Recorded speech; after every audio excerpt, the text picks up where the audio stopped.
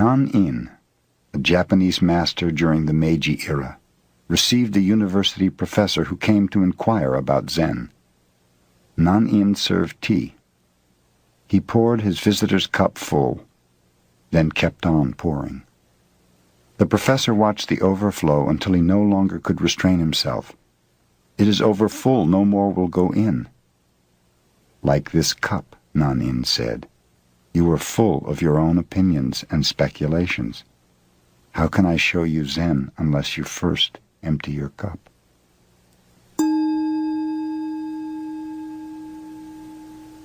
Gudo was the emperor's teacher of his time.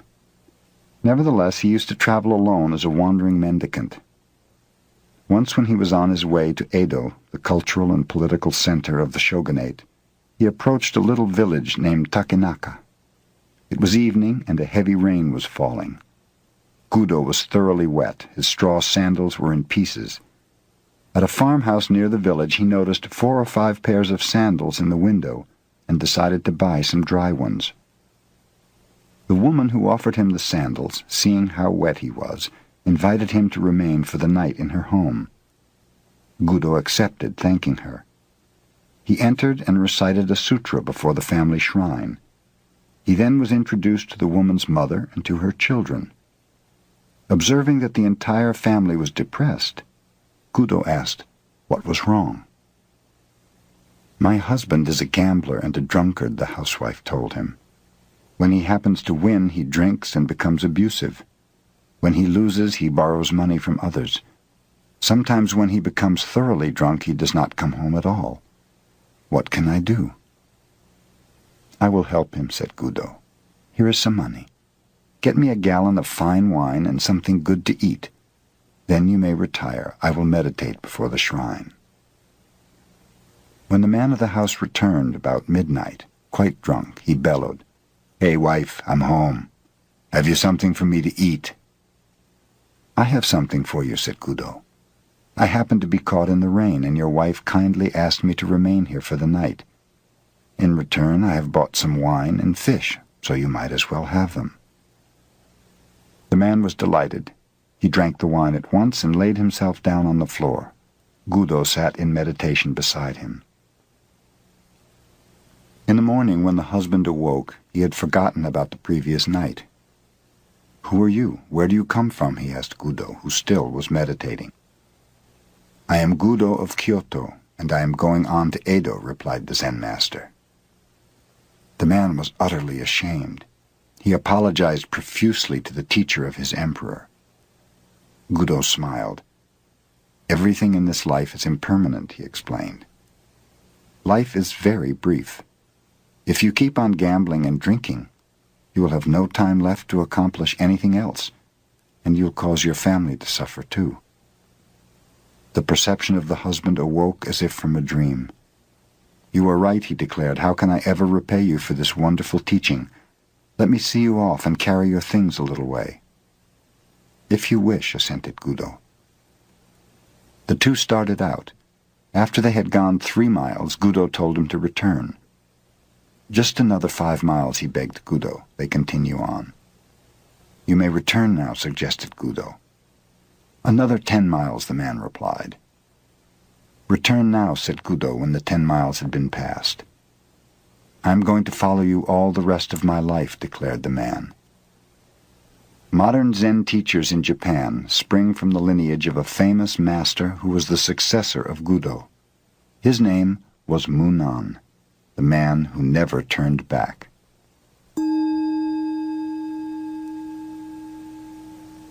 The Zen master Hakuin was praised by his neighbors as one living a pure life. A beautiful Japanese girl whose parents owned a food store lived near him. Suddenly, without any warning, her parents discovered she was with child. This made her parents angry. She would not confess who the man was, but after much harassment, at last named Hakuin. In great anger, the parents went to the master.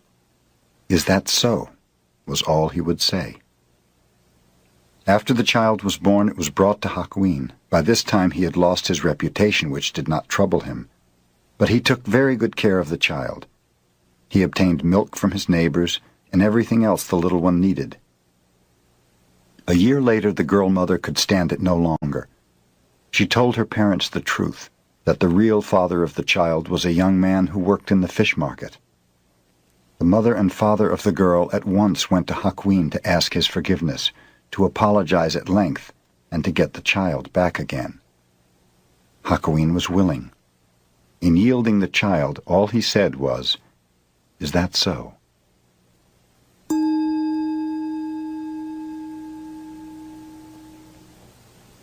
The Master Bankei's talks were attended not only by Zen students, but by persons of all ranks and sects. He never quoted sutras, nor indulged in scholastic dissertations. Instead, his words were spoken directly from his heart to the hearts of his listeners. His large audiences angered a priest of the Nichiren sect, because the adherents had left to hear about Zen. The self-centered Nichiren priest came to the temple determined to debate with Bankei. "A Zen teacher," he called out, "wait a minute. Whoever respects you will obey what you say, but a man like myself does not respect you. Can you make me obey you?" "Come up beside me and I will show you," said Bankei. Proudly the priest pushed his way through the crowd to the teacher.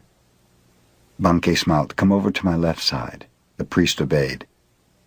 "No," said Bankei, "we may talk better if you are on the right side. Step over here." The priest proudly stepped over to the right.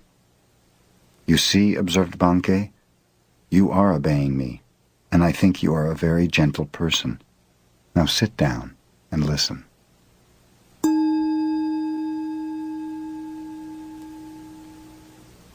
"20 monks and one nun who was named Ishun were practicing meditation with a certain Zen master.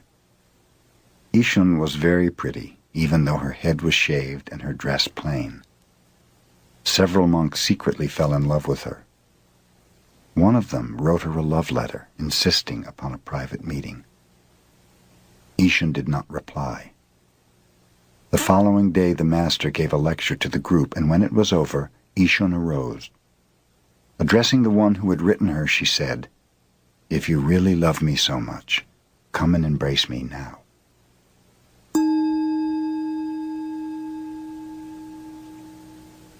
There was an old woman in China who had supported a monk for over 20 years. She had built a little hut for him and fed him while he was meditating. Finally, she wondered just what progress he had made in all this time. To find out, she obtained the help of a girl rich in desire. "Go and embrace him," she told her, and then ask him suddenly, "What now?" The girl called upon the monk, and without much ado caressed him, asking him what he was going to do about it. "An old tree grows on a cold rock in winter," replied the monk somewhat poetically. "Nowhere is there any warmth." The girl returned and related what he had said. "To think I fed that fellow for 20 years, exclaimed the old woman in anger. "He showed no consideration for your need, no disposition to explain your condition. He need not have responded to passion, but at least he should have evidenced some compassion." She at once went to the hut of the monk and burned it down.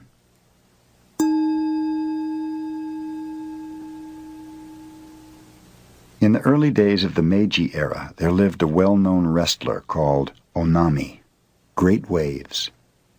Onami was immensely strong and knew the art of wrestling. In his private bouts he defeated even his teacher, but in public he was so bashful that his own pupils threw him. Onami felt he should go to a Zen master for help. Hakuju, a wandering teacher, was stopping in a little temple nearby, so Onami went to see him and told him of his great trouble. "Great Waves is your name," the teacher advised. "So stay in this temple tonight. Imagine that you are those billows. You are no longer a wrestler who is afraid. You are those huge waves sweeping everything before them, swallowing all in their path. Do this, and you will be the greatest wrestler in the land." The teacher retired. Onami sat in meditation, trying to imagine himself as waves. He thought of many different things. Then gradually he turned more and more to the feeling of the waves. As the night advanced, the waves became larger and larger. They swept away the flowers in their vases. Even the Buddha in the shrine was inundated. Before dawn, the temple was nothing but the ebb and flow of an immense sea. In the morning, the teacher found Onami meditating, a faint smile on his face. He patted the wrestler's shoulder. "Now nothing can disturb you," he said. "You are those waves. You will sweep everything before you." The same day, Onami entered the wrestling contests and won. After that, no one in Japan was able to defeat him.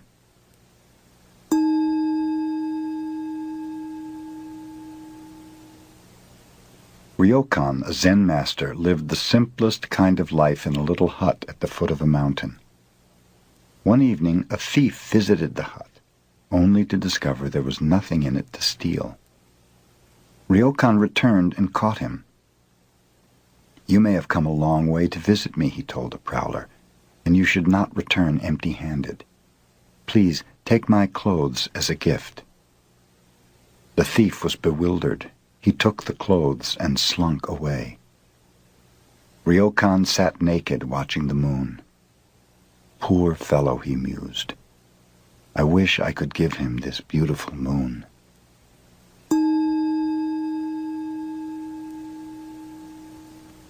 The Zen master Hoshin lived in China many years. Then he returned to the northeastern part of Japan, where he taught his disciples. When he was getting very old, he told them a story he had heard in China. This is the story.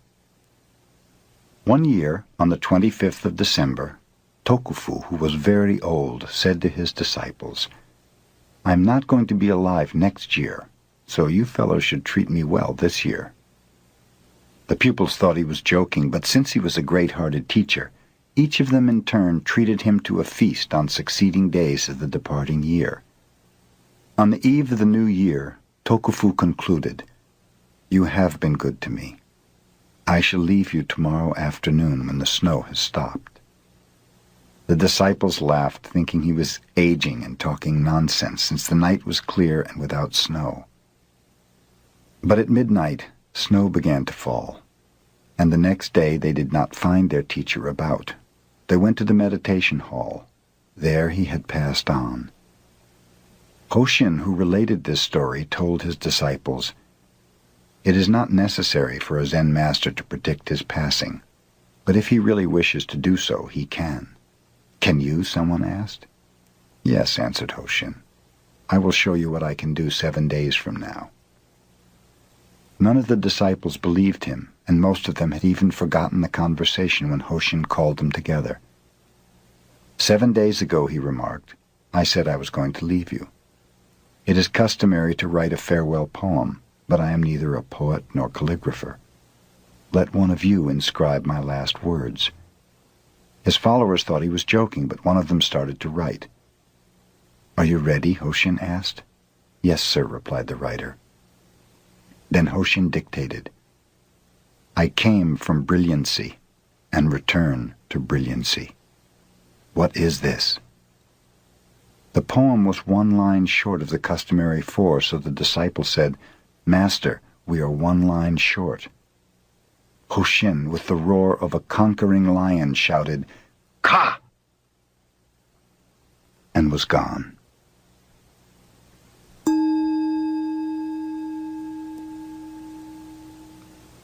The exquisite Shunkei, whose other name was Suzu, was compelled to marry against her wishes when she was quite young.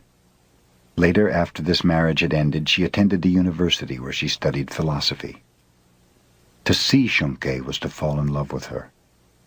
Moreover, wherever she went, she herself fell in love with others. Love was with her at the university, and afterwards, when philosophy did not satisfy her and she visited a temple to learn about Zen, the Zen students fell in love with her. Shunkei's whole life was saturated with love. At last in Kyoto she became a real student of Zen. Her brothers in the sub-temple of Kenin praised her sincerity. One of them proved to be a congenial spirit and assisted her in the mastery of Zen. The abbot of Kenin, Mokurai, silent thunder, was severe. He kept the precepts himself and expected his priests to do so. In modern Japan, whatever zeal these priests have lost for Buddhism, they seem to have gained for taking wives. Mokurai used to take a broom and chase the women away when he found them in any of his temples, but the more wives he swept out, the more seemed to come back. In this particular temple, the wife of the head priest became jealous of Shunkei's earnestness and beauty. Hearing the students praise her serious Zen made this wife squirm and itch. Finally, she spread a rumor about Shunkei and the young man who was her friend. As a consequence, he was expelled, and Shunkei was removed from the temple. I may have made the mistake of love, thought Shunkei, but the priest's wife shall not remain in the temple either if my friend is to be treated so unjustly. Shunkei the same night with a can of kerosene set fire to the 500-year-old temple and burned it to the ground. In the morning she found herself in the hands of the police. A young lawyer became interested in her and endeavored to make her sentence lighter. "Do not help me," she told him. "I might decide to do something else which would only imprison me again." At last a sentence of 7 years was completed, and Shunkei was released from the prison, where the 60-year-old warden also had become enamored of her. But now everyone looked upon her as a jailbird. No one would associate with her. Even the Zen people who were supposed to believe in enlightenment in this life and with this body shunned her. Zen, Shunkei found, was one thing, and the followers of Zen quite another. Her relatives would have nothing to do with her. She grew sick, poor, and weak. She met a Shinsu priest who taught her the name of the Buddha of love, and in this Shunkei found some solace and peace of mind. She passed away when she was still exquisitely beautiful and hardly 30 years old. She wrote her own story in a futile endeavor to support herself, and some of it she told to a woman writer, so it reached the Japanese people. Those who rejected Shunkei, those who slandered and hated her, now read of her life with tears of remorse.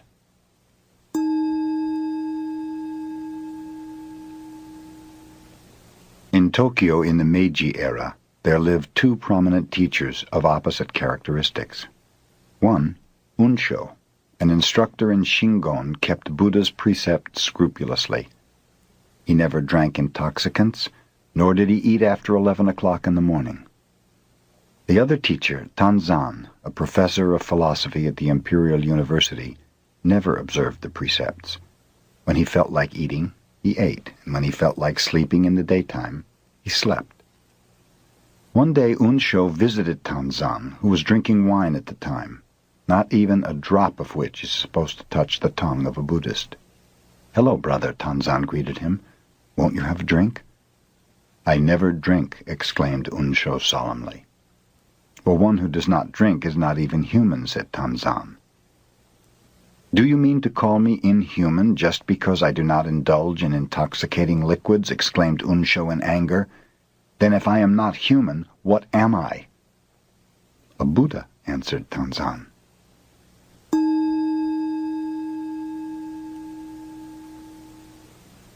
Shoun became a teacher of Soto Zen. When he was still a student, his father passed away, leaving him to care for his old mother. Whenever Shoun went to a meditation hall, he always took his mother with him. Since she accompanied him when he visited monasteries, he could not live with the monks. So he would build a little house and care for her there. He would copy sutras, Buddhist verses, and in this manner receive a few coins for food. When Shoun brought fish for his mother, people would scoff at him, for a monk is not supposed to eat fish. But Shoun did not mind. His mother, however, was hurt to see others laugh at her son. Finally she told Shoun, "I think I will become a nun. I can be a vegetarian too." She did, and they studied together. Shoun was fond of music and was a master of the harp, which his mother also played. On full moon nights they used to play together. One night a young lady passed by their house and heard music. Deeply touched, she invited Shoun to visit her the next evening and play. He accepted the invitation. A few days later he met the young lady on the street and thanked her for her hospitality. Others laughed at him. He had visited the house of a woman of the streets. One day Showun left for a distant temple to deliver a lecture. A few months afterwards he returned home to find his mother dead. Friends had not known where to reach him, so the funeral was then in progress. Showun walked up and hit the coffin with his staff. "Mother, your son has returned," he said. "I'm glad to see you've returned, son," he answered for his mother. "Yes, I'm glad too," Showun responded. Then he announced to the people about him, "The funeral ceremony is over. You may bury the body." When Showun was old, he knew his end was approaching. He asked his disciples to gather around him in the morning, telling them he was going to pass on at noon. Burning incense before the picture of his mother and his old teacher, he wrote a poem. "For 56 years I lived as best I could, making my way in this world. Now the rain has ended, the clouds are clearing, the blue sky has a full moon." His disciples gathered about him, reciting a sutra, and Showun passed on during the invocation.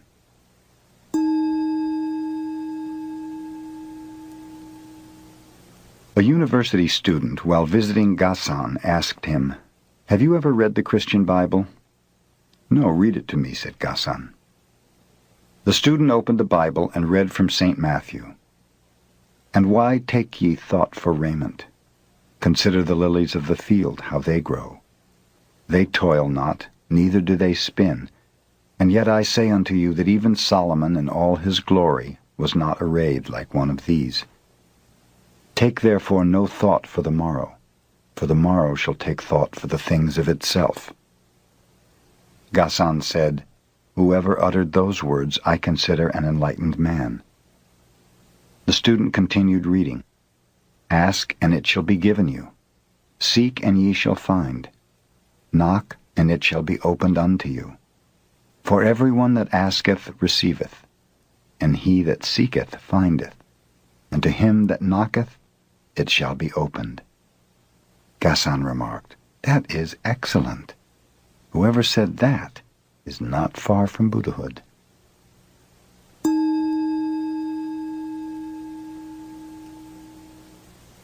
Buddha told a parable in a sutra. A man traveling across a field encountered a tiger. He fled, the tiger after him.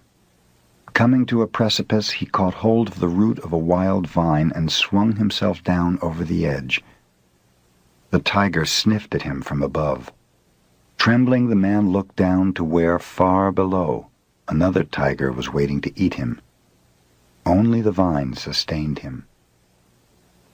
2 mice, one white and one black, little by little started to gnaw away the vine. The man saw a luscious strawberry near him. Grasping the vine with one hand, he plucked the strawberry with the other. How sweet it tasted!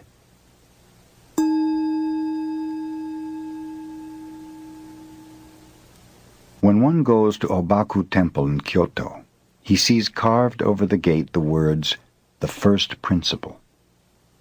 The letters are unusually large, and those who appreciate calligraphy always admire them as being a masterpiece. They were drawn by Kosen 200 years ago. When the master drew them, he did so on paper from which workmen made the larger carving in wood. As Kosen sketched the letters, a bold pupil was with him who had made several gallons of ink for the calligraphy and who never failed to criticize his master's work. "That is not good," he told Kosen after the first effort. "How was that one?" "Poor, worse than before," pronounced the pupil. Kosen patiently wrote one sheet after another until 84 first principles had accumulated, still without the approval of the pupil. Then when the young man stepped outside for a few moments, Kosen thought, "Now is my chance to escape his keen eye," and he wrote hurriedly with a mind free from distraction, "The First Principle." "A masterpiece," pronounced the pupil.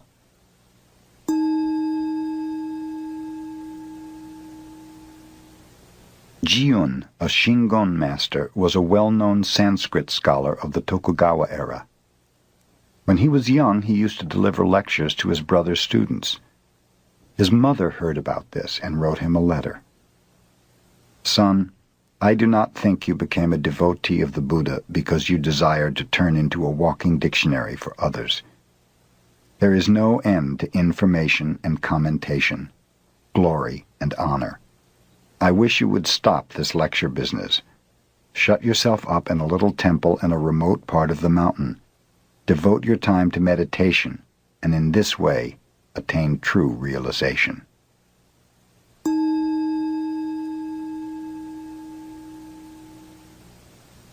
The master of Kenin Temple was Mokurai, Silent Thunder.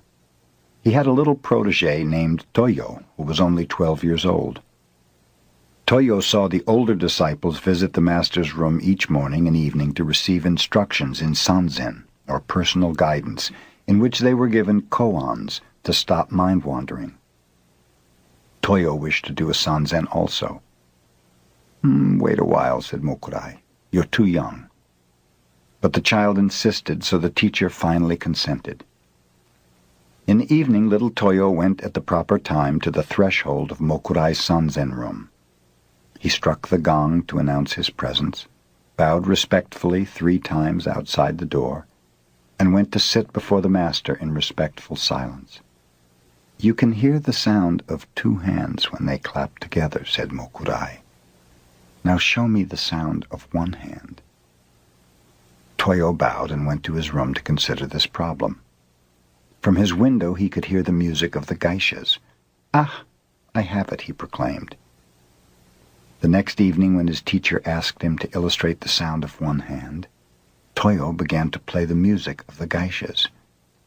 No, said Mokurai, "that will never do. That is not the sound of 1 hand. You've not got it at all." Thinking that such music might interrupt, Toyo moved his abode to a quiet place. He meditated again. What can the sound of 1 hand be? He happened to hear some water dripping. "I have it," imagined Toyo. When he next appeared before his teacher, Toyo imitated dripping water. "What is that?" asked Mokurai. "That is the sound of dripping water, but not the sound of 1 hand. Try again." In vain Toyo meditated to hear the sound of 1 hand. He heard the sighing of the wind, but the sound was rejected. He heard the cry of an owl. This also was refused. The sound of 1 hand was not the locusts. For more than 10 times Toyo visited Mokurai with different sounds. All were wrong. For almost a year he pondered what the sound of 1 hand might be. At last little Toyo entered true meditation and transcended all sounds. "I could collect no more," he explained later, "so I reached the soundless sound." Toyo had realized the sound of 1 hand.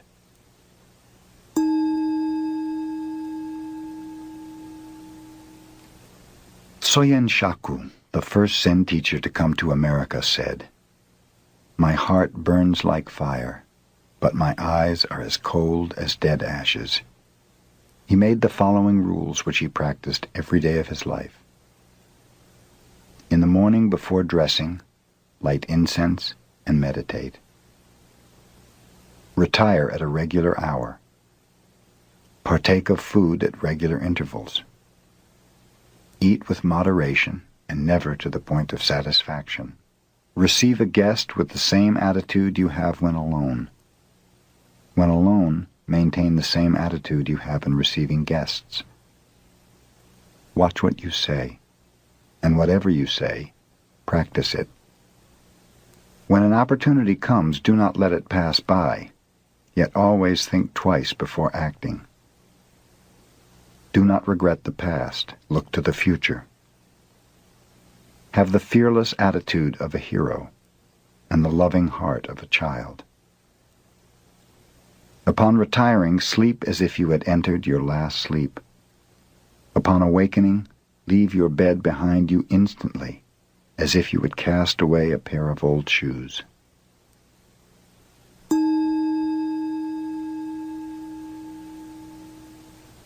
When Eishun, the Zen nun, was past 60 and about to leave this world, she asked some monks to pile up wood in the yard. Seating herself firmly in the center of the funeral pyre, she had it set fire around the edges. "Oh, nun," shouted one monk, "is it hot in there?" "Such a matter would concern only a stupid person like yourself," answered Eishun. The flames arose, and she passed away.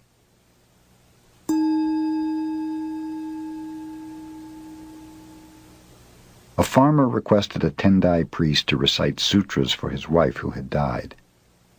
After the recitation was over, the farmer asked, "Do you think my wife will gain merit from this?" "Not only your wife, but all sentient beings will benefit from the recitation of sutras," answered the priest. "If you say all sentient beings will benefit," said the farmer, "my wife may be very weak and others will take advantage of her, getting the benefit she should have.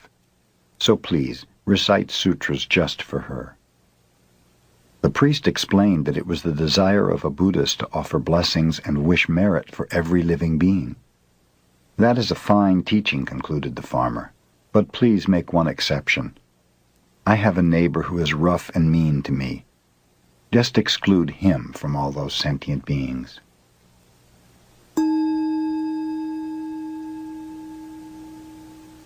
Suiwo, the disciple of Hakuin, was a good teacher. During one summer seclusion period, a pupil came to him from a southern island of Japan. Suiwo gave him a problem: hear the sound of one hand. The pupil remained 3 years but could not pass this test. One night he came in tears to Suiwo. "I must return south in shame and embarrassment," he said, "for I cannot solve my problem." "Wait 1 week more and meditate constantly," advised Suiwo. Still no enlightenment came to the pupil. "Try for another week," said Suiwo. The pupil obeyed, but in vain. Still another week. Yet this was of no avail.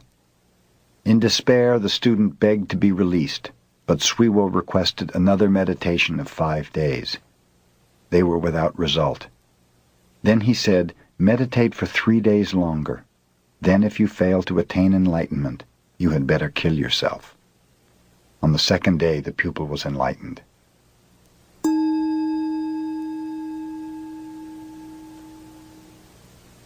Provided he makes and wins an argument about Buddhism with those who live there, any wandering monk can remain in a Zen temple.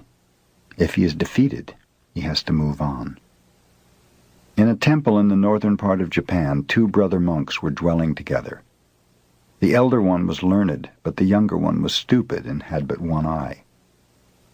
A wandering monk came and asked for lodging, properly challenging them to a debate about the sublime teaching. The elder brother, tired that day from much studying, told the younger one to take his place. "Go and request the dialogue in silence," he cautioned. So the young monk and the stranger went to the shrine and sat down. Shortly afterwards the traveler rose and went in to the elder brother and said, "Your young brother is a wonderful fellow. He defeated me." "Relate the dialogue to me," said the elder one. "Well," explained the traveler, "first I held up one finger, representing Buddha, the enlightened one. So he held up 2 fingers, signifying Buddha and his teaching. I held up 3 fingers, representing Buddha, his teaching, and his followers living the harmonious life. Then he shook his clenched fist in my face, indicating that all 3 come from one realization. Thus he won, and so I have no right to remain here." With this the traveler left. "Where's that fellow?" asked the younger one, running into his elder brother. "I understand you won the debate." "Won nothing. I'm going to beat him up." "Tell me the subject of the debate," asked the elder one. "Why, the minute he saw me he held up 1 finger, insulting me by insinuating that I have only 1 eye. Since he was a stranger, I thought I would be polite to him, so I held up 2 fingers, congratulating him that he has 2 eyes. Then the impolite wretch held up 3 fingers, suggesting that between us we only have 3 eyes. So I got mad and started to punch him, but he ran out and that ended it."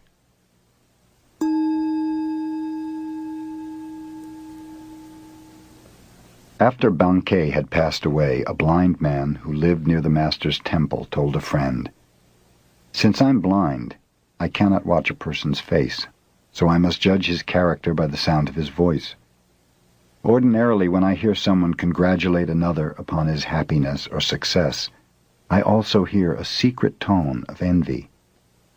When condolence is expressed for the misfortune of another, I hear pleasure and satisfaction, as if the one condoling was really glad there was something left to gain in his own world. In all my experience, however, Bankei's voice was always sincere. Whenever he expressed happiness, I heard nothing but happiness, and whenever he expressed sorrow, sorrow was all I heard."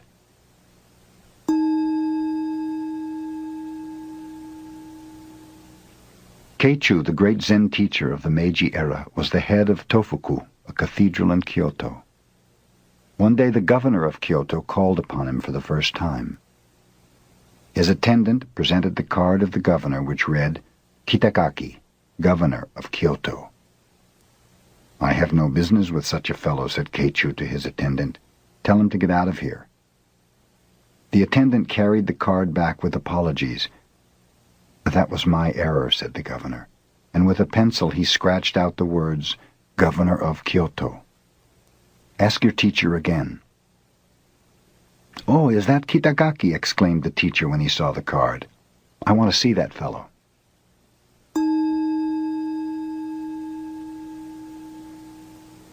When Banzan was walking through a market, he overheard a conversation between a butcher and his customer. "Give me the best piece of meat you have," said the customer. "Everything in my shop is the best," replied the butcher. "You cannot find here any piece of meat that is not the best." At these words, Banzan became enlightened.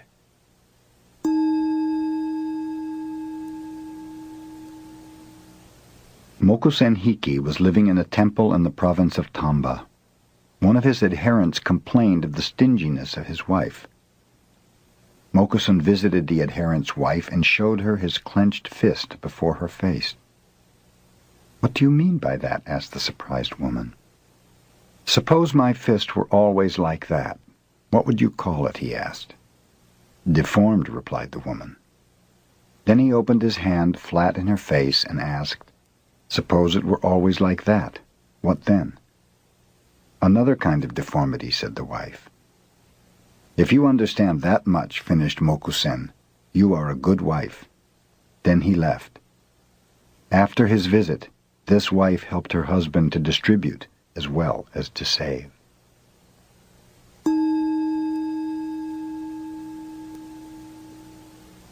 Mokugen was never known to smile until his last day on earth. When his time came to pass away, he said to his faithful ones, "You have studied under me for more than 10 years. Show me your real interpretation of Zen. Whoever expresses this most clearly shall be my successor and receive my robe and bowl." Everyone watched Mokugen's severe face, but no one answered. Encho, a disciple who had been with his teacher for a long time, moved near the bedside.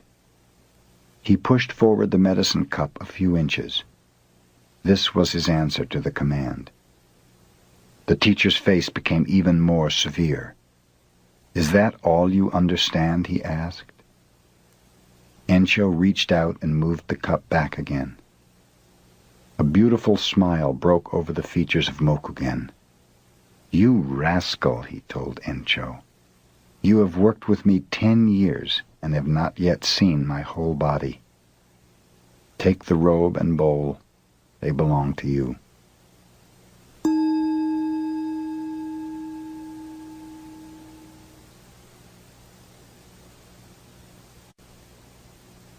Zen students are with their masters at least 10 years before they presume to teach others. Nan-in was visited by Tenno, who, having passed his apprenticeship, had become a teacher. The day happened to be rainy, so Tenno wore wooden clogs and carried an umbrella. After greeting him, Nan-in remarked, "I suppose you left your wooden clogs in the vestibule. I want to know if your umbrella is on the right or left side of the clogs." Tenno, confused, had no instant answer. He realized that he was unable to carry his Zen every minute. He became Non-In's pupil, and he studied 6 more years to accomplish his every-minute Zen.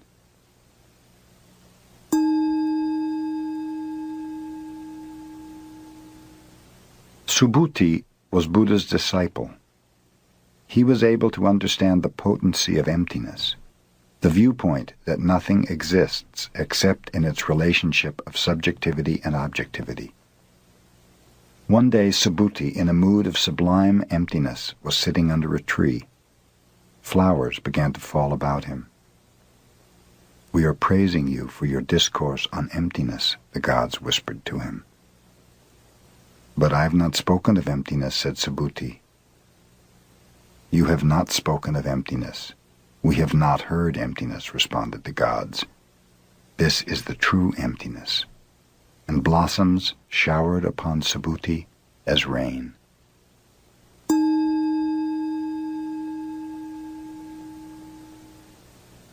Gisho was ordained as a nun when she was 10 years old. She received training just as the little boys did. When she reached the age of 16, she traveled from one Zen master to another, studying with them all. She remained 3 years with Unzan, 6 years with Guke, but was unable to obtain a clear vision. At last she went to the master Inzan. Inzan showed her no distinction at all on account of her sex. He scolded her like a thunderstorm. He cuffed her to awaken her inner nature. Gisho remained with Inzan 13 years, and then she found that which she was seeking. In her honor, Inzan wrote a poem. This nun studied 13 years under my guidance. In the evening she considered the deepest koans. In the morning she was wrapped in other koans. The Chinese nun Tetsuma surpassed all before her, and since Mujaku, none has been so genuine as this Gisho. Yet there are many more gates for her to pass through. She should receive still more blows from my iron fist. After Gisho was enlightened, she went to the province of Banshu, started her own Zen temple, and taught 200 other nuns until she passed away 1 year in the month of August.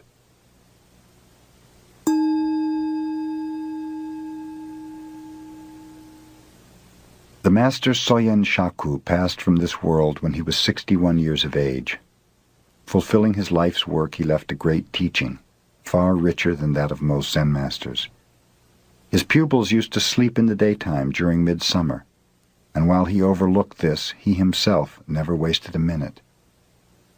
When he was but 12 years old, he was already studying Tendai philosophical speculation. One summer day the air had been so sultry that little Soyen stretched his legs and went to sleep while his teacher was away. 3 hours passed, when suddenly waking, he heard his master enter, but it was too late. There he lay, sprawled across the doorway. "I beg your pardon. I beg your pardon," his teacher whispered, stepping carefully over Soyen's body, as if it were that of some distinguished guest. After this, Soyen never slept again in the afternoon.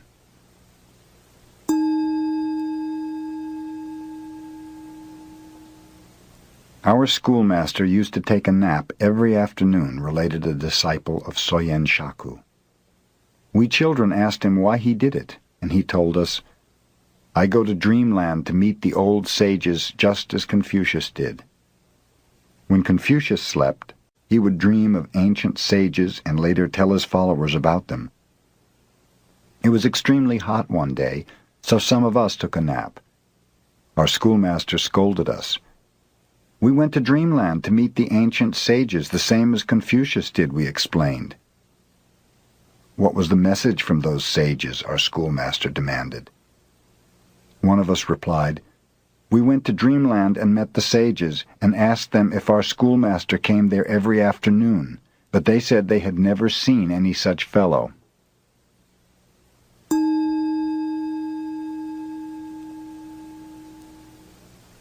Joshu began the study of Zen when he was 60 years old and continued until he was 80 when he realized Zen.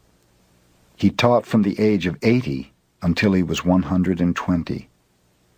A student once asked him, "If I haven't anything in my mind, what shall I do?" Joshu replied, "Throw it out." "But if I haven't anything, how can I throw it out?" continued the questioner. "Well," said Joshu, "then carry it out."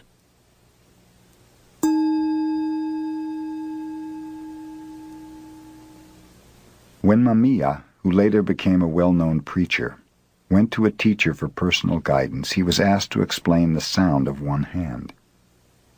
Mamiya concentrated upon what the sound of one hand might be. "You're not working hard enough," his teacher told him. "You are too attached to food, wealth, things, and that sound. It would be better if you died. That would solve the problem."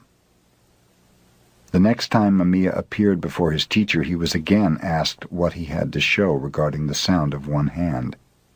Mamiya at once fell over as if he were dead. "You're dead, all right," observed the teacher. "But how about that sound?"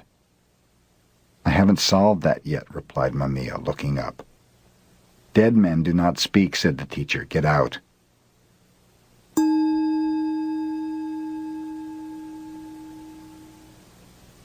Tosui was a well-known Zen teacher of his time.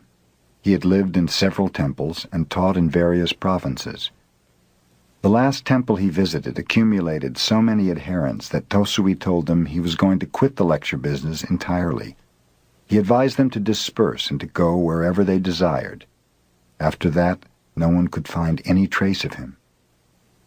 3 years later, one of his disciples discovered him living with some beggars under a bridge in Kyoto. He at once implored Tosui to teach him. "If you can do as I do for even a couple of days, I might," Tosui replied. So the former disciple dressed as a beggar and spent a day with Tosui. The following day, one of the beggars died. Tosui and his pupil carried the body off at midnight and buried it on a mountainside.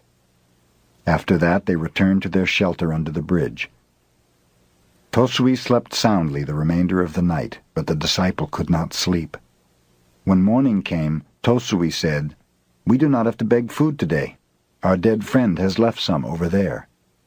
But the disciple was unable to eat a single bite of it. "I have said you could not do as I," concluded Tosui. "Get out of here and do not bother me again."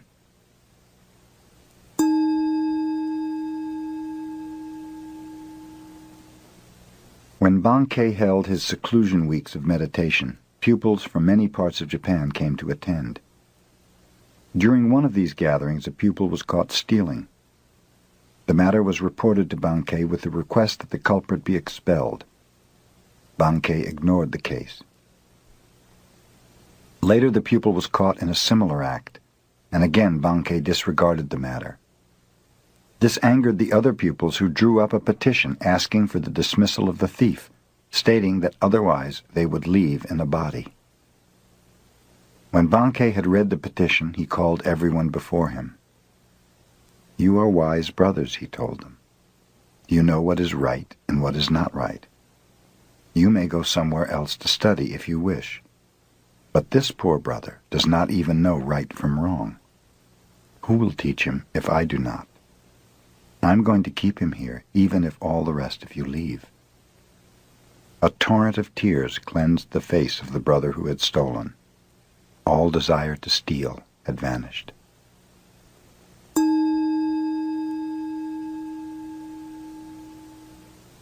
During the Kamakura period, Shinkan studied Tendai 6 years and then studied Zen 7 years. Then he went to China and contemplated Zen for 13 years more. When he returned to Japan, many desired to interview him and asked obscure questions. But when Shinkan received visitors, which was infrequently, he seldom answered their questions. One day, a 50-year-old student of enlightenment said to Shinkan, "I have studied the Tendai school of thought since I was a little boy, but one thing in it I cannot understand. Tendai claims that even the grass and trees will become enlightened. To me, this seems very strange. Of what use is it to discuss how grass and trees become enlightened?" asked Shinkan. "The question is, how you yourself can become so. Did you ever consider that?" "I never thought of it in that way," marveled the old man. "Then go home and think it over," finished Shinkan.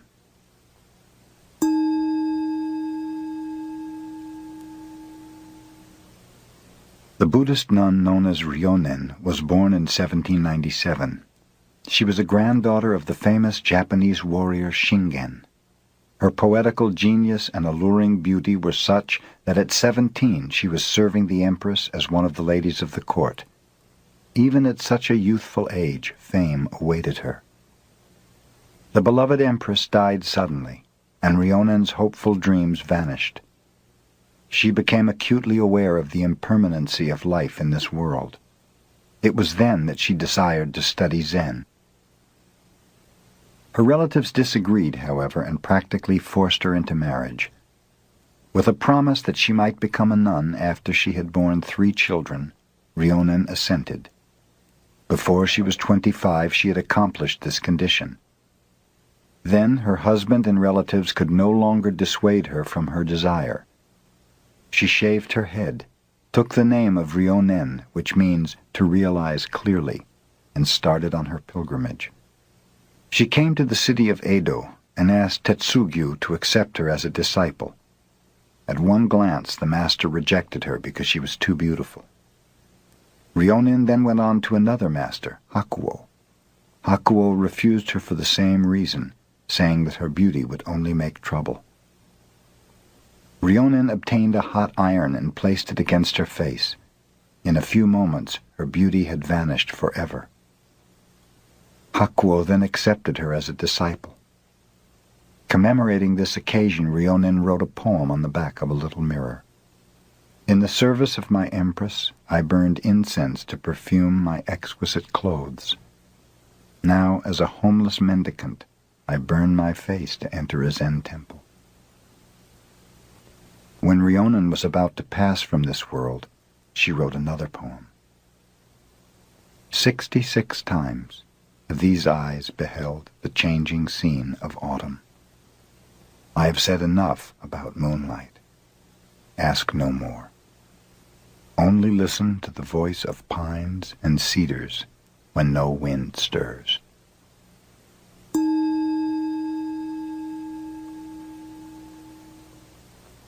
The cook monk Dairyo at Bankai's monastery decided that he would take good care of his old teacher's health and give him only fresh miso, a paste of soybeans mixed with wheat and yeast that often ferments. Bankei, noticing that he was being served better miso than his pupils, asked, "Who's the cook today?" Dairyo was sent before him. Bankei learned that according to his age and position he should eat only fresh miso. So he said to the cook, "Then you think I shouldn't eat at all?" With this he entered his room and locked the door. Dairyo, sitting outside the door, asked his teacher's pardon. Bankei would not answer. For 7 days Dairyo sat outside and Bankei within. Finally, in desperation, an adherent called loudly to Bankei, "You may be all right, old teacher, but this young disciple here has to eat. He cannot go without food forever." At that Bankei opened the door. He was smiling. He told Dairyo, "I insist on eating the same food as the least of my followers. When you become the teacher, I do not want you to forget this."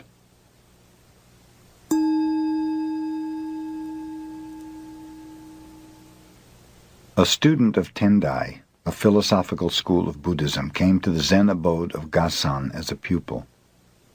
When he was departing a few years later, Gasan warned him, "Studying the truth speculatively is useful as a way of collecting preaching material. But remember that unless you meditate constantly, your light of truth may go out."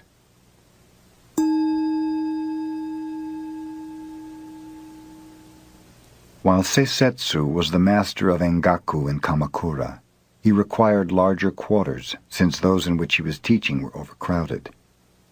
Umezu Seibi, a merchant of Edo, decided to donate 500 pieces of gold called ryo toward the construction of a more commodious school. This money he brought to the teacher. Seisetsu said, "All right, I will take it." Umezu gave Seisetsu the sack of gold, but he was dissatisfied with the attitude of the teacher. One might live a whole year on 3 ryo, and the merchant had not even been thanked for 500. "In that sack are 500 ryo, hinted Umezu. "You told me that before," replied Seisetsu. "Even if I am a wealthy merchant, 500 ryo is a lot of money," said Umezu. "Do you want me to thank you for it?" asked Seisetsu. "You ought to," replied Umezu. "Why should I?" inquired Seisetsu. "The giver should be thankful."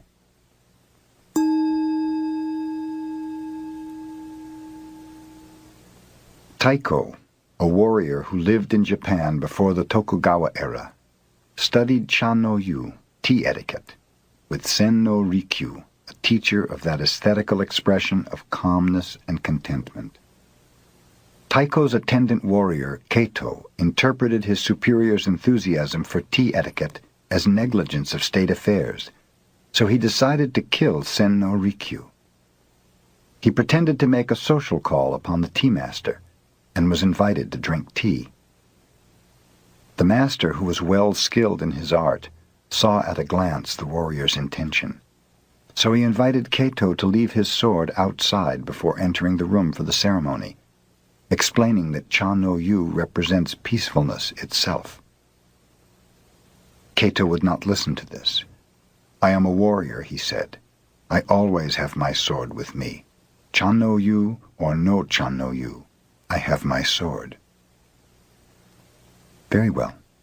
Bring your sword in and have some tea," consented Sen-no Rikyu.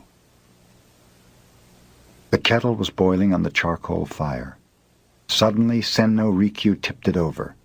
Hissing steam arose, filling the room with smoke and ashes. The startled warrior ran outside. The tea master apologized. "It was my mistake. Come back in and have some tea. I have your sword here covered with ashes, and will clean it and give it to you." In this predicament the warrior realized he could not very well kill the tea master, so he gave up the idea.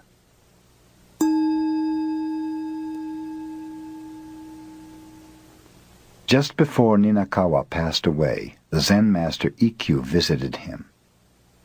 "Shall I lead you on?" Ikkyu asked. Ninakawa replied, "I came here alone, and I go alone. What help could you be to me?" Ikkyu answered, "If you think you really come and go, that is your delusion. Let me show you the path on which there is no coming and no going."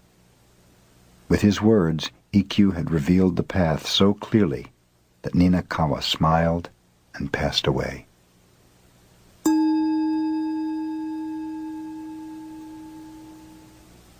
A soldier named Nobushige came to Hakuin and asked, "Is there really a paradise and a hell?" "Who are you?" inquired Hakuin. "I am a samurai," the warrior replied. "You, a soldier?" exclaimed Hakuin. "What kind of ruler would have you as his guard? Your face looks like that of a beggar." Nobushige became so angry that he began to draw his sword, but Hakuin continued, "So you have a sword.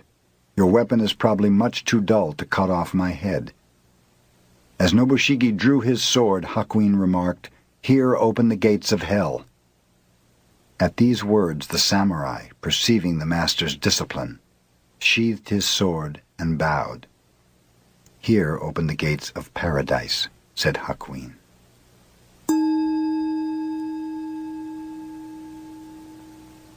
A merchant bearing 50 rolls of cotton goods on his shoulders stopped to rest from the heat of the day beneath a shelter where a large stone Buddha was standing. There he fell asleep, and when he awoke, his goods had disappeared. He immediately reported the matter to the police. A judge named Ooka opened court to investigate. "That stone Buddha must have stolen the goods," concluded the judge. "He is supposed to care for the welfare of the people, but he has failed to perform his holy duty. Arrest him." The police arrested the stone Buddha and carried it into court. A noisy crowd followed the statue, curious to learn what kind of sentence the judge was about to impose. When Ooka appeared on the bench, he rebuked the boisterous audience. "What right have you people to appear before the court laughing and joking in this manner? You are in contempt of court and subject to a fine and imprisonment." The people hastened to apologize. "I shall have to impose a fine on you," said the judge, "but I will remit it, provided each one of you brings 1 roll of cotton goods to the courts within 3 days. Anyone failing to do this will be arrested." One of the rolls of cloth which the people brought was quickly recognized by the merchant as his own, and thus the thief was easily discovered. The merchant recovered his goods, and the cotton rolls were returned to the people.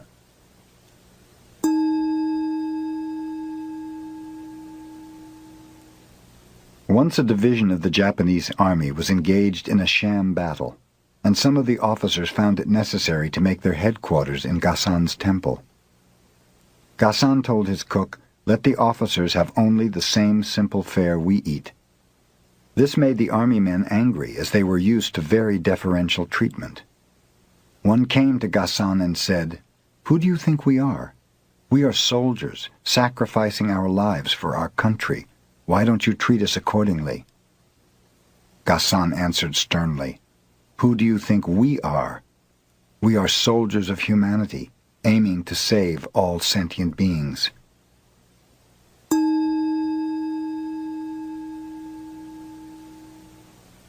Zenkai, the son of a samurai, journeyed to Edo and there became the retainer of a high official. He fell in love with the official's wife and was discovered. In self-defense, he slew the official. Then he ran away with the wife.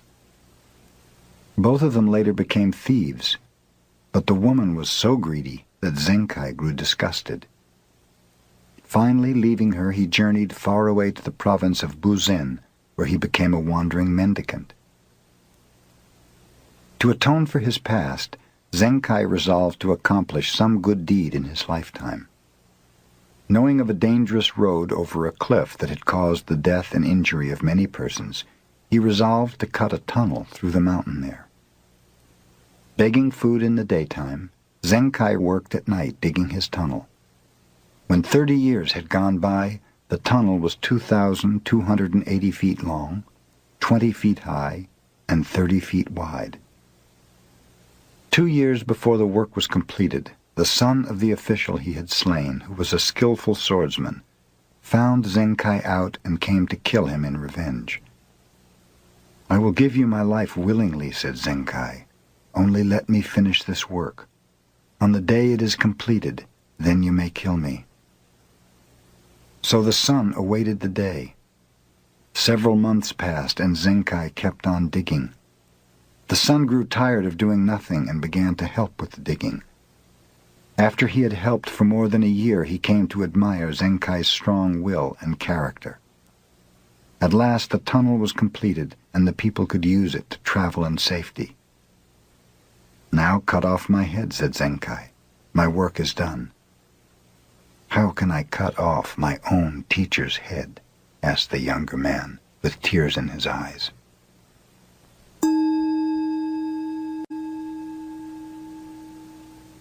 A great Japanese warrior named Nobunaga decided to attack the enemy, although he had only 1/10 the number of men the opposition commanded. He knew that he would win, but his soldiers were in doubt. On the way he stopped at a Shinto shrine and told his men, "After I visit the shrine I will toss a coin. If heads comes, we will win. If tails, we will lose. Destiny holds us in her hand." Nobunaga entered the shrine and offered a silent prayer. He came forth and tossed a coin. Heads appeared. His soldiers were so eager to fight that they won their battle easily. "No one can change the hand of destiny," his attendant told him after the battle. "Indeed not," said Nobunaga, showing a coin which had been doubled, with heads facing either way.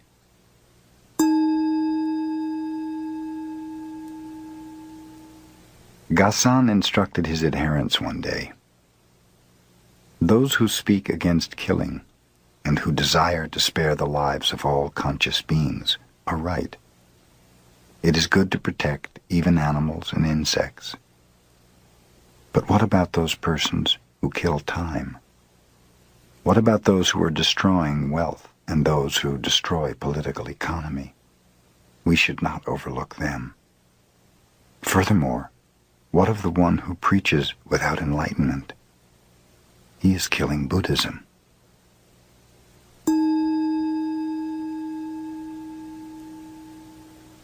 A young wife fell sick and was about to die. "I love you so much," she told her husband. "I do not want to leave you. Do not go from me to any other woman. If you do, I will return as a ghost and cause you endless trouble." Soon the wife passed away. The husband respected her last wish for the first 3 months, but then he met another woman and fell in love with her.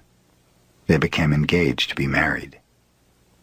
Immediately after the engagement, a ghost appeared every night to the man, blaming him for not keeping his promise.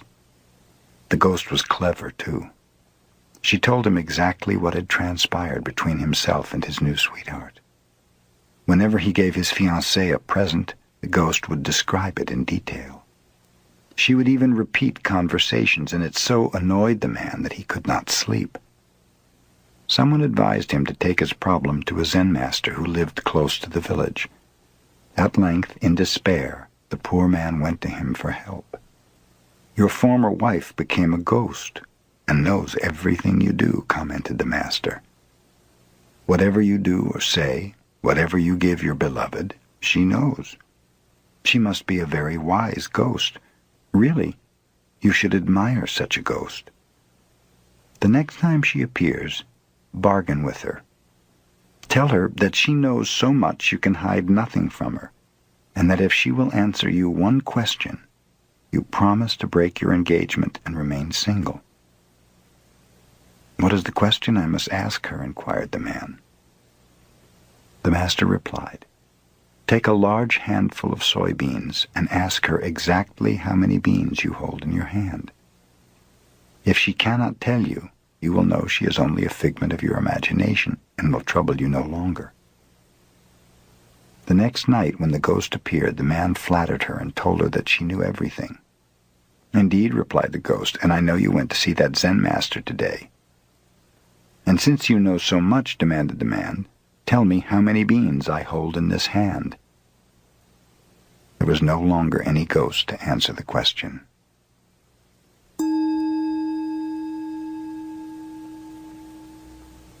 Yamaoka Teshu was a tutor of the emperor. He was also a master of fencing and a profound student of Zen. His home was the abode of vagabonds. He had but one suit of clothes, for they kept him always poor. The emperor, observing how worn his garments were, gave Yamaoka some money to buy new ones. The next time Yamaoka appeared, he wore the same old outfit. "What became of the new clothes, Yamaoka?" asked the emperor. "I provided clothes for the children of your majesty," explained Yamaoka.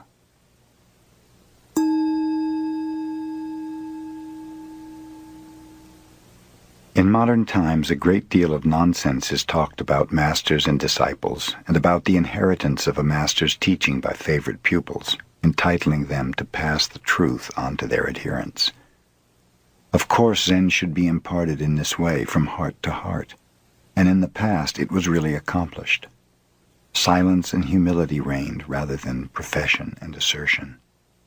The one who received such a teaching kept the matter hidden even after 20 years. Not until another discovered through his own need that a real master was at hand was it learned that the teaching had been imparted, and even then the occasion arose quite naturally, and the teaching made its way in its own right. Under no circumstance did the teacher even claim, "I am the successor of so-and-so." Such a claim would prove quite the contrary. The Zen master, Munan, had only one successor. His name was Shoju. After Shoju had completed his study of Zen, Munan called him into his room. "I'm getting old," he said, "and as far as I know, Shoju, you are the only one who will carry on this teaching. Here's a book.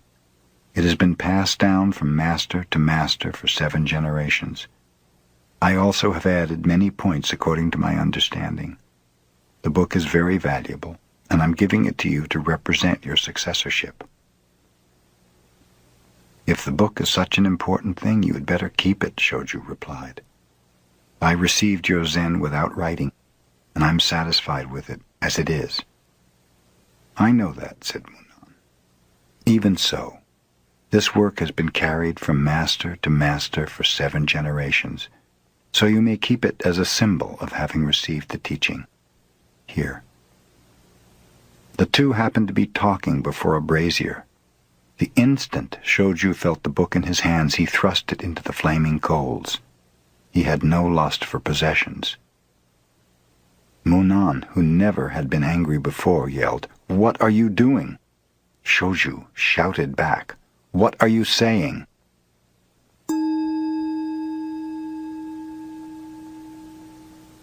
After Kakuwa visited the emperor, he disappeared and no one knew what became of him. He was the first Japanese to study Zen in China, but since he showed nothing of it, save one note, he is not remembered for having brought Zen into his country. Kakuwa visited China and accepted the true teaching. He did not travel while he was there. Meditating constantly, he lived on a remote part of a mountain. Whenever people found him and asked him to preach, he would say a few words and then move to another part of the mountain where he could be found less easily.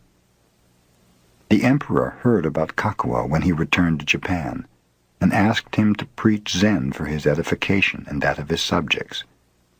Kakuwa stood before the emperor in silence. He then produced a flute from the folds of his robe and blew one short note. Bowing politely, he disappeared.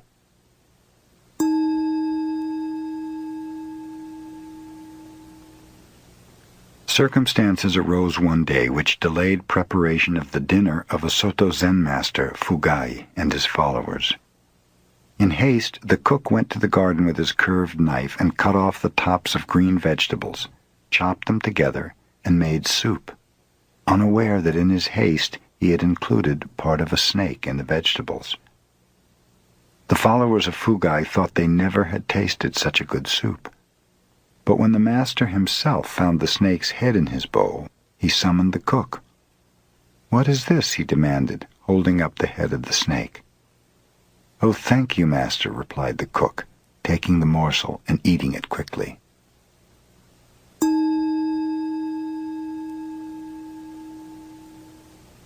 Sozan, a Chinese Zen master, was asked by a student, "What is the most valuable thing in the world?" The master replied, "The head of a dead cat." "Why is the head of a dead cat the most valuable thing in the world?" inquired the student. Sozan replied, "Because no one can name its price."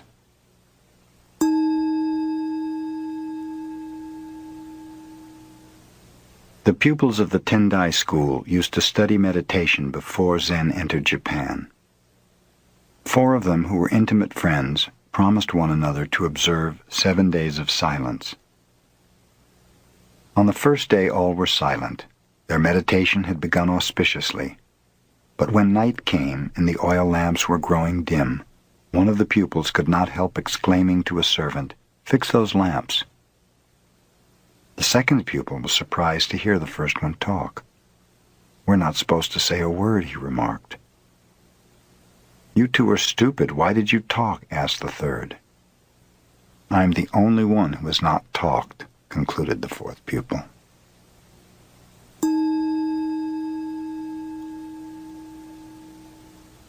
Zen pupils take a vow that even if they are killed by their teacher, they intend to learn Zen. Usually they cut a finger and seal their resolution with blood. In time, the vow has become a mere formality, and for this reason, the pupil who died by the hand of Aikido was made to appear a martyr. Aikido had become a severe teacher. His pupils feared him. One of them on duty striking the gong to tell the time of day missed his beats when his eye was attracted by a beautiful girl passing the temple gate. At that moment, Aikido, who was directly behind him, hit him with a stick, and the shock happened to kill him. The pupil's guardian, hearing of the accident, went directly to Aikido. Knowing that he was not to blame, he praised the master for his severe teaching. Aikido's attitude was just the same as if the pupil were still alive. After this took place, he was able to produce under his guidance more than 10 enlightened successors, a very unusual number.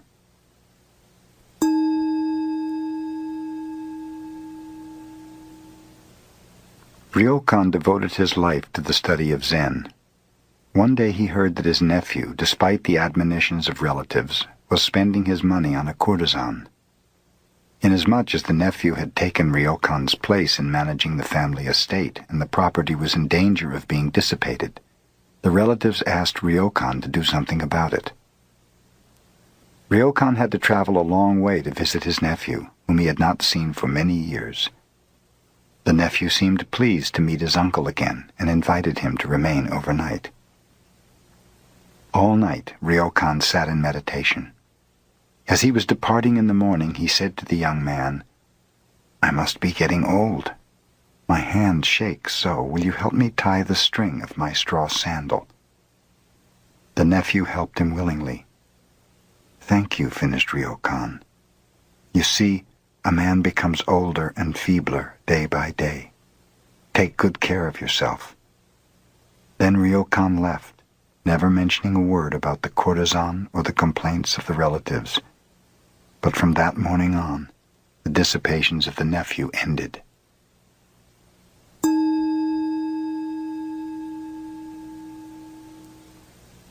A Zen student came to Bankei and complained, "Master, I have an ungovernable temper. How can I cure it?" "You have something very strange," replied Bankei. "Let me see what you have." "Just now I cannot show it to you," replied the other. "When can you show it to me?" asked Bankei. "It arises unexpectedly," replied the student. Then concluded Bankei, "It must not be your own true nature. If it were, you could show it to me at any time. When you were born, you did not have it, and your parents did not give it to you. Think that over."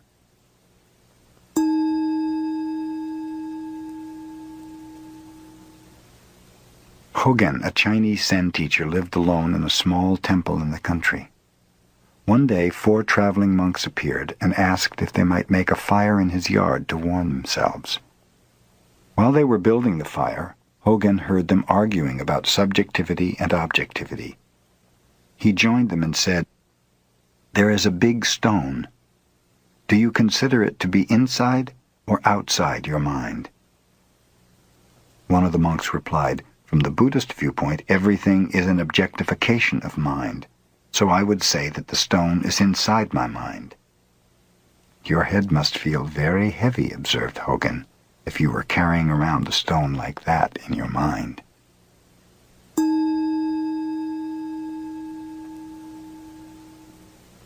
A rich man asked Sengai to write something for the continued prosperity of his family so that it might be treasured from generation to generation. Sengai obtained a large sheet of paper and wrote, "Father dies, son dies, grandson dies." The rich man became angry. "I asked you to write something for the happiness of my family. Why do you make such a joke as this?"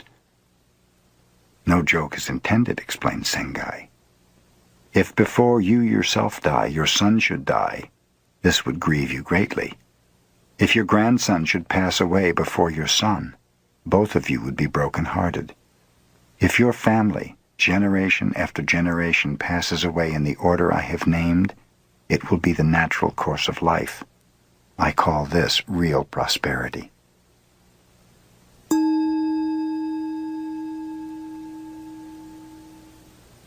A woman of Nagasaki named Kame was one of the few makers of incense burners in Japan. Such a burner is a work of art to be used only in a tea room or before a family shrine. Kame, whose father before her had been such an artist, was fond of drinking. She also smoked and associated with men most of the time. Whenever she made a little money, she gave a feast inviting artists, poets, carpenters, workers, men of many vocations and avocations. In their association, she evolved her designs. Kame was exceedingly slow in creating, but when her work was finished, it was always a masterpiece. Her burners were treasured in homes whose womenfolk never drank, smoked, or associated freely with men. The mayor of Nagasaki once requested Kame to design an incense burner for him. She delayed doing so until almost half a year had passed. At that time, the mayor, who had been promoted to office in a distant city, visited her. He urged Kame to begin work on his burner. At last, receiving the inspiration, Kame made the incense burner. After it was completed, she placed it upon a table. She looked at it long and carefully. She smoked and drank before it as if it were her own company. All day she observed it. At last, picking up a hammer, Kame smashed it to bits. She saw it was not the perfect creation her mind demanded.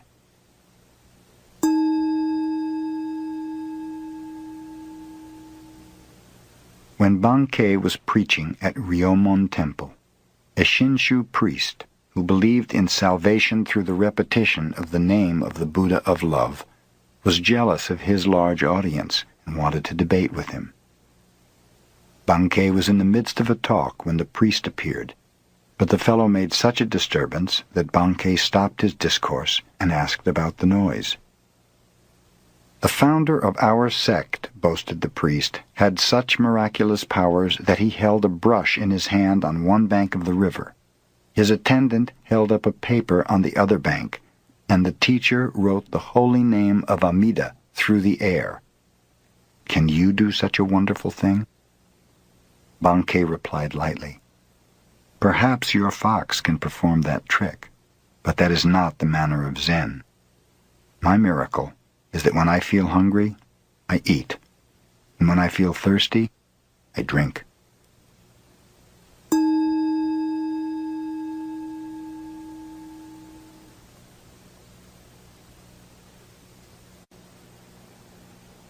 Yamaoka Teshu, as a young student of Zen, visited one master after another. He called upon Dokuon of Shokoku. Desiring to show his attainment, he said, The mind, Buddha, and sentient beings, after all, do not exist. The true nature of phenomena is emptiness. There is no realization, no delusion, no sage, no mediocrity. There is no giving and nothing to be received. Dokuan, who was smoking quietly, said nothing. Suddenly he whacked Yamaoka with his bamboo pipe. This made the youth quite angry. If nothing exists, inquired Dokuan, where did this anger come from?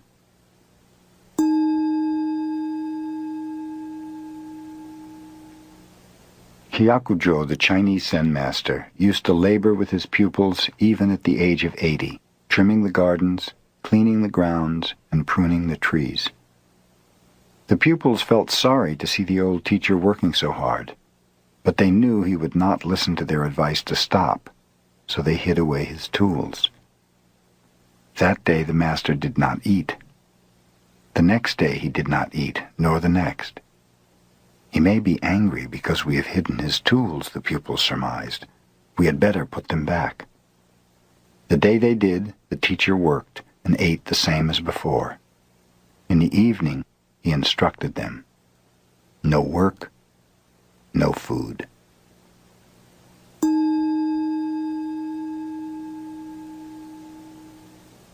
Ikkyu, the Zen master, was very clever even as a boy. His teacher had a precious teacup, a rare antique. Ikkyu happened to break this cup and was greatly perplexed. Hearing the footsteps of his teacher, he held the pieces of the cup behind him. When the master appeared, Ikkyu asked, "Why do people have to die?" "This is natural," explained the older man. Everything has to die and has just so long to live. Ikkyu, producing the shattered cup, added, "It was time for your cup to die."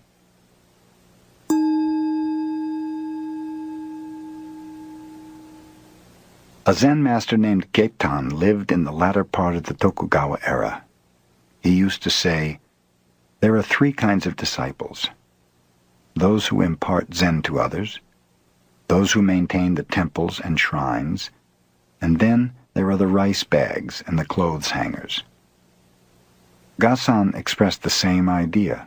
When he was studying under Tekesui, his teacher was very severe. Sometimes he even beat him. Other pupils would not stand this kind of teaching and quit.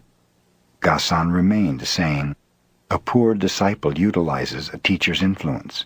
A fair disciple admires a teacher's kindness. A good disciple grows strong under a teacher's discipline."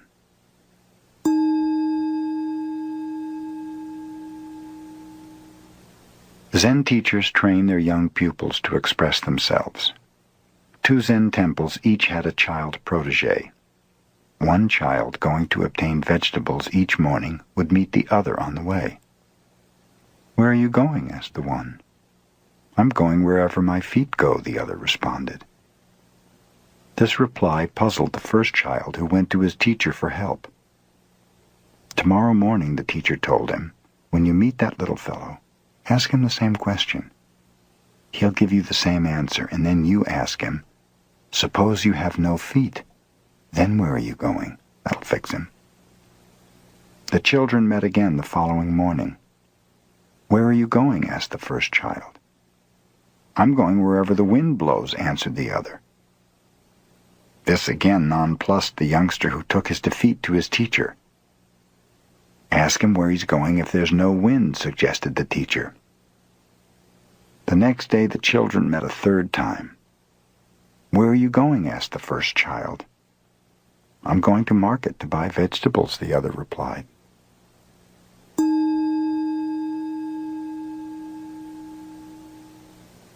Tangen had studied with Sengai since childhood.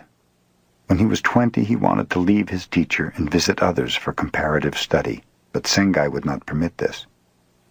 Every time Tangen suggested it, Sengai would give him a rap on the head. Finally, Tangen asked an elder brother to coax permission from Sengai. This the brother did, and then reported to Tangen, "It is arranged.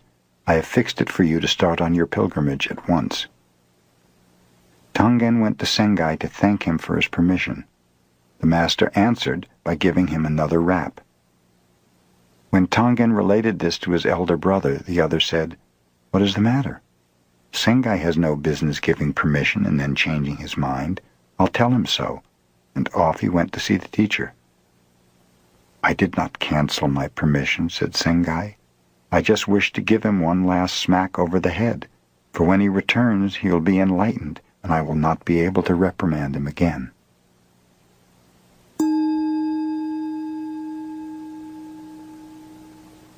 Matajuro Yagyo was the son of a famous swordsman. His father, believing that his son's work was too mediocre to anticipate mastership, disowned him. So Matajuro went to Mount Futara, and there found the famous swordsman Banzo.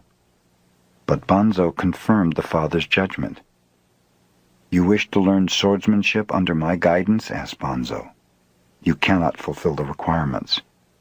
"But if I work hard, how many years will it take me to become a master?" persisted the youth. "The rest of your life," replied Banzo. "I cannot wait that long," explained Matajuro. "I am willing to pass through any hardship if only you will teach me. If I become your devoted servant, how long might it be?" "Oh, maybe 10 years, Banzo relented. "My father's getting old, and soon I must take care of him," continued Matajuro. "If I work far more intensely, how long would it take me?" "Oh, maybe 30 years, said Banzo. "Well, why is that?" asked Matajuro. "First you say 10, and now 30 years. I will undergo any hardship to master this art in the shortest time." "Well," said Banzo, "in that case, you will have to remain with me for 70 years. A man in such a hurry as you are to get results seldom learns quickly. Very well, declared the youth, understanding at last that he was being rebuked for impatience. I agree. Matajuro was told never to speak of fencing and never to touch a sword. He cooked for his master, washed the dishes, made his bed, cleaned the yard, cared for the garden, all without a word of swordsmanship. 3 years passed. Still Matajuro labored on. Thinking of his future, he was sad. He had not even begun to learn the art to which he had devoted his life. But one day Banzo crept up behind him and gave him a terrific blow with a wooden sword. The following day, when Matajuro was cooking rice, Banzo again sprang upon him unexpectedly. After that, day and night, Matajuro had to defend himself from unexpected thrusts. Not a moment passed in any day that he did not have to think of the taste of Banzo's sword. He learned so rapidly, he brought smiles to the face of his master. Matajuro became the greatest swordsman in the land.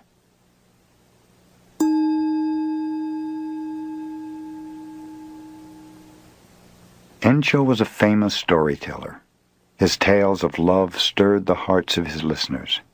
When he narrated a story of war, it was as if the listeners themselves were on the field of battle. One day Encho met Yamaoka Teshu, a layman who had almost embraced masterhood in Zen. I understand, said Yamaoka, you are the best storyteller in our land, and that you make people cry or laugh at will. Tell me my favorite story of the Peach Boy. When I was a little tot, I used to sleep beside my mother, and she often related this legend. In the middle of the story I would fall asleep. Tell it to me just as my mother did. Encho dared not attempt to do this. He requested time to study. Several months later he went to Yamaoka and said, "Please give me the opportunity to tell you the story." "Some other day," answered Yamaoka. Encho was keenly disappointed. He studied further and tried again. Yamaoka rejected him many times. When Encho would start to talk, Yamaoka would stop him, saying, "You're not yet like my mother." It took Encho 5 years to be able to tell Yamaoka the legend as his mother had told it to him. In this way, Yamaoka imparted Zen to Encho.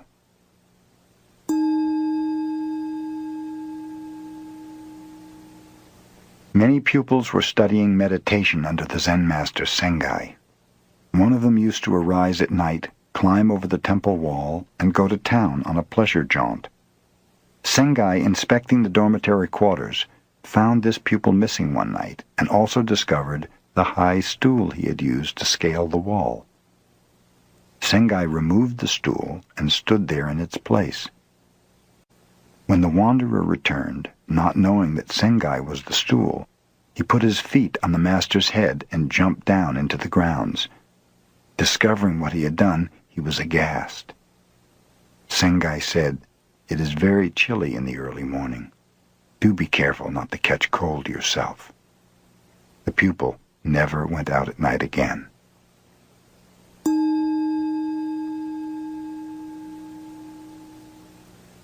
Basui wrote the following letter to one of his disciples who was about to die.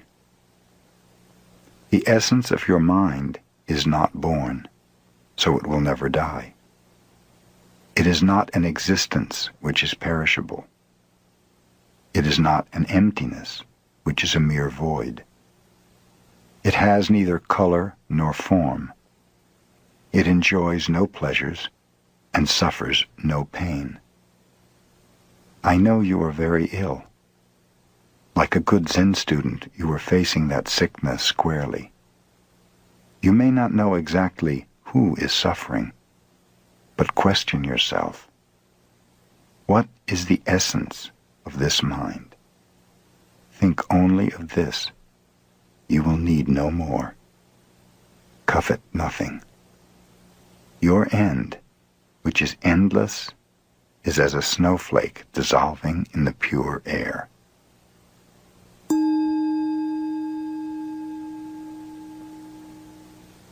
A Zen master named Isan asked a young student to bring him a pail of water to cool his bath.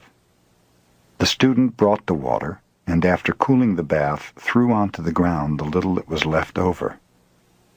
"You dunce," the master scolded him. "Why didn't you give the rest of the water to the plants? What right have you to waste even a drop of water in this temple?" The young student attained Zen in that instant. He changed his name to Tekisui, which means a drop of water.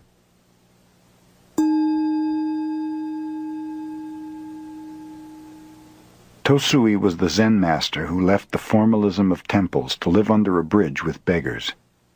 When he was getting very old, a friend helped him to earn his living without begging. He showed Tosui how to collect rice and manufacture vinegar from it, and Tosui did this until he passed away. While Tosui was making vinegar, one of the beggars gave him a picture of the Buddha. Tosui hung it on the wall of his hut and put a sign beside it. The sign read, "Mr. Amida Buddha, this little room is quite narrow. I can let you remain as a transient, but don't think I'm asking you to help me to be reborn in your paradise."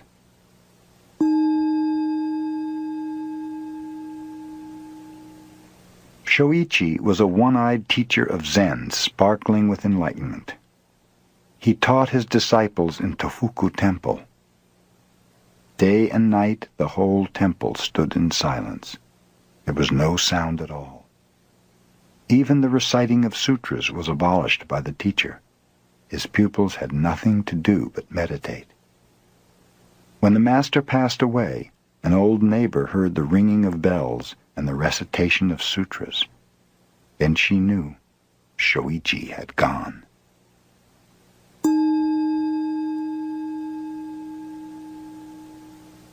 Buddha said, "I consider the positions of kings and rulers as that of dust motes. I observe treasures of gold and gems as so many bricks and pebbles. I look upon the finest silken robes as tattered rags. I see myriad worlds of the universe as small seeds of fruit, and the greatest lake in India as a drop of oil on my foot. I perceive the teachings of the world to be the illusion of magicians.